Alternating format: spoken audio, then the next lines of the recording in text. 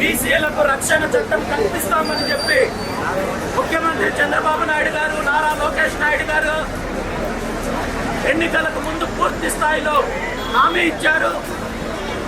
మేము అధికారంలోకి వచ్చిన 100 రోజుల్లో బీసీలకు రక్షణ చట్టం తీసుకొని వస్తామని చెప్పి ప్రగల్భాలు పలికి ఇప్పుడు తీరా 2 సంవత్సరాల తర్వాత కూడా కేవలము తప్పుడు ప్రకటనలతో, తప్పుడు కథనాలతో బీసీలను వంచే ప్రయత్నం చేస్తున్నారు. కానీ నిజంగా బీసీ రక్షణ చట్టానికి సంబంధించిన ముసాయిదా ఇప్పటి వరకు రెడీ అవ్వలేదు.